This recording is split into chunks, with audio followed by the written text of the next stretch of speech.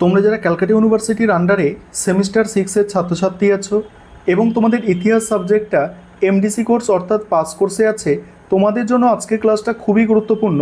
আজকের ক্লাসে তোমাদের CC8 পেপারের মডেল প্রশ্নপত্র অর্থাৎ মক টেস্টের প্রশ্নপত্র নিয়ে আলোচনা করব। এছাড়া তোমাদের CC8 পেপারের কমপ্লিট সাজেশান নিয়ে আলোচনা করব। এছাড়াও তোমাদের CC8 পেপারের যে সাজেশান আলোচনা করব সেখান থেকে কিছু গুরুত্বপূর্ণ বড় প্রশ্নের উত্তর তোমাদের সঙ্গে শেয়ার করে নেব। তাহলে আজকের ক্লাসটা তোমাদের জন্য খুবই গুরুত্বপূর্ণ হতে চলেছে এবং তোমাদের 10 তারিখ থেকে পরীক্ষা শুরু হচ্ছে। তোমরা জানো জুন মাসের 10 তারিখ থেকে তোমাদের পরীক্ষা স্টার্ট হয়ে যাচ্ছে, তাই আর বেশি সময় নেই। তোমরা যেটুকু সময় আছে সেটা ভালো করে কাজে লাগাও। দেখো, প্রথমেই মডেল প্রশ্নপত্র অর্থাৎ মক টেস্টের প্রশ্নপত্রটা তোমরা দেখে নাও। প্রথমেই তোমাদের কি করতে হয়, 5 নম্বরের প্রশ্ন 3টে অ্যান্সার করতে হয়। 5 নম্বরের যে প্রশ্নগুলো এখানে সাজেস্ট করা হয়েছে, দেখো প্রথম প্রশ্ন হচ্ছে 1765 সালের দেওয়ানি হস্তান্তরের তাৎপর্য কী। দ্বিতীয় প্রশ্ন, 1773 খ্রিস্টাব্দে রেগুলেটিং অ্যাক্টের গুরুত্ব নির্ণয় করো। পরের প্রশ্ন, সম্পদের নির্গমন বা ডেন অফ ওয়েলথ এর ওপর সংক্ষিপ্ত টিকা লেখো। পরের প্রশ্ন হচ্ছে বাংলার সাংস্কৃতিক ইতিহাসে ডিরোজিয়ান বা নব্যবঙ্গ দলের অবদান আলোচনা করো। ডিরোজিয়ান বা নব্যবঙ্গ দলের অবদান। পরের প্রশ্ন, লর্ড ডালহৌসির সত্যবিলোপ নীতির প্রয়োগ ও অভিঘাত বিশ্লেষণ করো। লর্ড ডালহৌসির সত্যবিলোপ নীতির প্রয়োগ বা অভিঘাত বিশ্লেষণ করো। মহারানীর ঘোষণাপত্রের তাৎপর্য। এগুলো 5 নম্বরের প্রশ্ন ছিল। এবার বিভাগ খ থেকে 2টি 10 নম্বরের প্রশ্নের উত্তর করতে হয়। এখানে 10 নম্বরের প্রশ্ন যেগুলো সাজেস্ট করা হয়েছে এই মডেল প্রশ্নপত্রের মধ্যে দেখে নাও তোমরা। প্রথম প্রশ্ন আছে, হায়দার আলী ও টিপু সুলতানের অধীনে মহীশূর কিভাবে ইংরেজদের জন্য আশঙ্কার কারণ হয়েছিল। পরের প্রশ্ন, সাঁওতাল বিদ্রোহের কারণ ও তাৎপর্য বিশ্লেষণ করো। নেক্সট আছে, মারাঠা রাষ্ট্রসংঘের পতনের কারণগুলি আলোচনা করো। পরের প্রশ্ন, অবশিল্পায়ন কিভাবে ঔপনিবেশিক ভারতীয় অর্থনীতিকে প্রভাবিত করেছিল। কি বললাম, অবশিল্পায়ন কিভাবে ঔপনিবেশিক ভারতীয় অর্থনীতিকে প্রভাবিত করেছিল।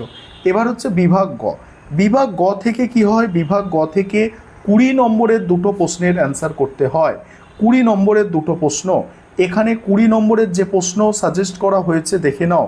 প্রথম প্রশ্ন আছে, অষ্টাদশ শতক ছিল গতিময়তার যুগ, তুমি কি এই মত সমর্থন করো। পরের প্রশ্ন আছে, 1857 সালের মহাবিদ্যের চরিত্র ও প্রকৃতি বিশদে আলোচনা করো। পরের প্রশ্ন, চিরস্থায়ী বন্দোবস্ত প্রবর্তনের কারণ কী ছিল, বাংলার সমাজ ও অর্থনীতির ওপর এর কী প্রভাব পড়েছিল। বাংলার সমাজ ও অর্থনীতির ওপর এর কী প্রভাব পড়েছিল। পরের প্রশ্ন, ঔপনিবেশিক ভারতে 1835 থেকে 1857 খ্রিস্টাব্দের মধ্যে প্রবর্তিত পাশ্চাত্য শিক্ষানীতির প্রধান বৈশিষ্ট্য বা প্রবণতাগুলি আলোচনা করো। এবারে আছে, দেখো এবারে তোমাদের ইংলিশ ভার্সান তোমরা যারা আছো তোমরা এই মডেল প্রশ্নপত্র দেখে নাও, তারপরেই সাজেশান, তারপর সাজেশানের উত্তর। দেখো তোমরা সম্পূর্ণ ক্লাসটা প্রথম থেকে শেষ পর্যন্ত দেখতে থাকো, অনেকটাই তোমরা উপকৃত হবে। এবারে তোমরা CC8 পেপারে সম্পূর্ণ সাজেশানটা দেখে নাও, তারপরেই এই সাজেশান থেকে কিছু প্রশ্নের উত্তর তোমাদের সঙ্গে শেয়ার করে নেব। দেখো এখানে প্রথম প্রশ্ন 10 নম্বর 20 নম্বরের যে প্রশ্নগুলো তোমরা তৈরি করবে, অষ্টাদশ শতক ছিল গতিময়তার যুগ, তুমি কি এই মত সমর্থন করো। আর তোমরা যারা ইংলিশ ভার্সানের স্টুডেন্ট আছো তোমরা দেখতে পাচ্ছ প্রতিটা প্রশ্ন ইংরাজিতেও লেখা আছে। পরের প্রশ্ন দেখো, পরের প্রশ্ন আছে, হায়দার আলী ও টিপু সুলতানের অধীনে মহীশূর কিভাবে ইংরেজদের জন্য আশঙ্কার কারণ হয়েছিল। তারপরের প্রশ্ন, 1835 থেকে 1857 খ্রিস্টাব্দের মধ্যে প্রবর্তিত শিক্ষানীতির প্রধান বৈশিষ্ট্য বা প্রবণতাগুলি আলোচনা করো। পরের প্রশ্ন আছে, 1857 সালের মহাবিদ্যের প্রকৃতি ও চরিত্র আলোচনা করো। যেগুলো 3টে স্টার দেওয়া আছে, এই প্রশ্ন কোনোভাবেই স্কিপ করা যাবে না, অবশ্যই দেখে যেতে হবে পরীক্ষার জন্য। পরের প্রশ্ন, সাঁওতাল বিদ্রোহের কারণ ও তাৎপর্য বিশ্লেষণ করো। তারপরের প্রশ্ন আছে, দেখো সম্পদের অপসারণ বা ডেন অফ ওয়েলথ এর তাৎপর্য নির্ণয় করো। নেক্সট, প্রাচ্যবাদ বা ও হিতবাদ কীভাবে ঔপনিবেশিক প্রশাসনকে প্রভাবিত করেছিল। তারপরে দেখো মারাঠা রাষ্ট্রসংঘের পতনের কারণগুলি আলোচনা করো। মারাঠা রাষ্ট্রসংঘের পতনের কারণ।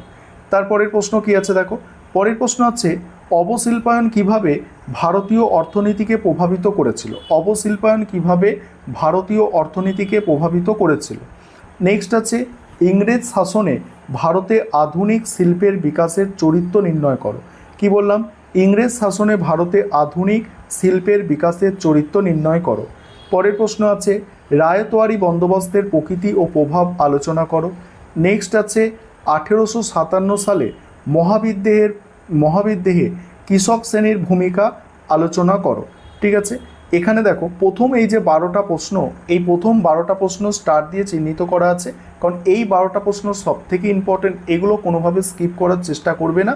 বাকি কিছু দেখার দরকার হলে দেখবে, তবে এই 12টা প্রশ্ন অতি অবশ্যই দেখবে। আমার সাজেশানেও কিছু এক্সট্রা প্রশ্ন সাজেস্ট করা আছে, সেগুলো একটু দেখে নাও। চিরস্থায়ী বন্দোবস্ত প্রবর্তনের কারণ কি ছিল? এই ব্যবস্থা কি সফল হয়েছিল? পরের প্রশ্ন আছে ঔপনিবেশিক ভারতে অরণ্য নীতি ব্যাখ্যা করো। তারপরে ঈশ্বরচন্দ্র বিদ্যাসাগর কি ঐতিহ্য অনুসারী প্রগতিবাদী ছিলেন? পরের প্রশ্ন হচ্ছে 5 নম্বরের প্রশ্ন। 5 নম্বরের যে প্রশ্নগুলো এই পেপার থেকে তোমাদের দেখতে হবে, দেখো প্রথম প্রশ্ন আছে তৃতীয় পানিপথের যুদ্ধের গুরুত্ব আলোচনা করো। তারপরের প্রশ্ন বাংলার সাংস্কৃতিক ইতিহাসে ডিরোজিয়ান বা নব্যবঙ্গ দলের অবদান আলোচনা করো। নেক্সট আছে 1765 সালে দেওয়ানি হস্তান্তরের তাৎপর্য কী? পরের প্রশ্ন 1770 সালের মর্মন্তরের প্রভাব আলোচনা করো।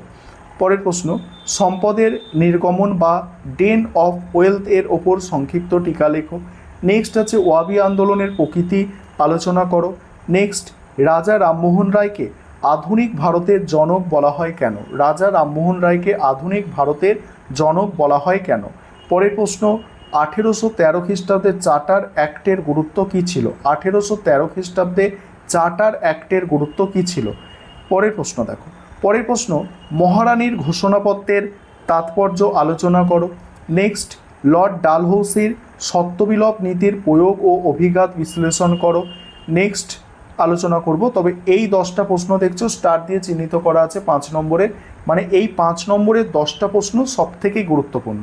তারপরে মেকলে মিনিটের তাৎপর্য, উডের ডেসপ্যাচ সম্পর্কে টিকা, সন্ন্যাসী ফকিরবিদ্যের ওপর সংক্ষিপ্ত টিকা, 1773 খ্রিস্টাব্দের রেগুলেটিং অ্যাক্টের গুরুত্ব নির্ণয় করো, চতুর্থ ইঙ্গো মহীশূর যুদ্ধের কারণ ও ফলাফল কী ছিল, তারপর দক্ষিণ ভারতে ইঙ্গো ফরাসি সংঘর্ষে ফরাসিদের পরাজয়ের কারণ উল্লেখ করো।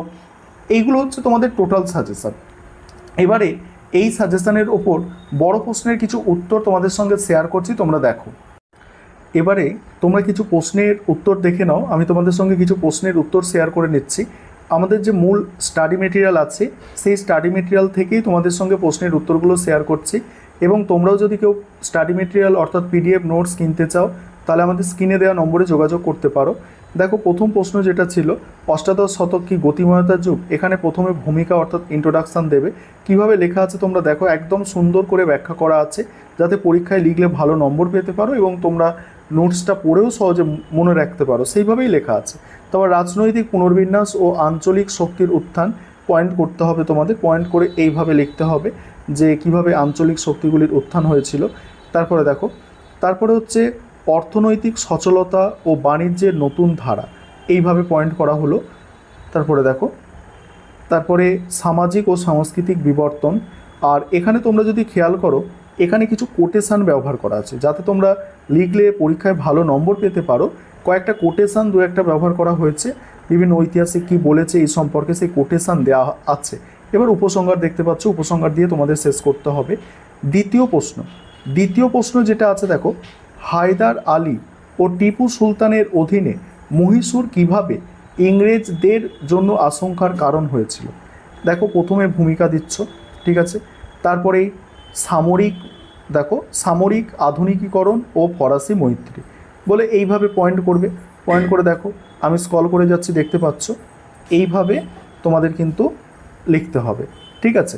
তারপরে দেখো, তারপরে আছে অর্থনৈতিক স্বাতন্ত্র্য ও ব্রিটিশ বাণিজ্যের আঘাত। তারপরে আছে দেখো, এইভাবে দেখো সার্বভৌমত্বের ধারণা ও আন্তর্জাতিক কূটনীতি, ঠিক আছে, সার্বভৌমত্বের ধারণা ও আন্তর্জাতিক কূটনীতি। তারপরে দেখো, তারপরে আছে বাকি পোর্শন তোমরা দেখো, আমি স্ক্রল করে যাচ্ছি। এবারে আছে দেখো 3 দাগের প্রশ্ন। 3 দাগের প্রশ্ন আছে 1835 থেকে 1857 খ্রিস্টাব্দের মধ্যে প্রবর্তিত। এবারে পরের প্রশ্ন দেখো 1835 থেকে 1857 খ্রিস্টাব্দের মধ্যে প্রবর্তিত শিক্ষানীতির প্রধান বৈশিষ্ট্য বা প্রবণতাগুলি। এই প্রশ্নের অ্যান্সারটা দেখো। এখানেও প্রথমে ভূমিকা অর্থাৎ ইন্ট্রোডাকশান ব্যবহার করা হয়েছে, তারপর প্রধান বৈশিষ্ট্য প্রবণতা একদম পয়েন্ট পয়েন্ট করে সুন্দর করে আলোচনা করা হয়েছে, তোমরা দেখতে পাচ্ছ। এইভাবে তোমাদের প্রশ্নের অ্যান্সারগুলো সাজিয়ে গুছিয়ে লিখতে হবে ভালো নম্বর পাওয়ার জন্য।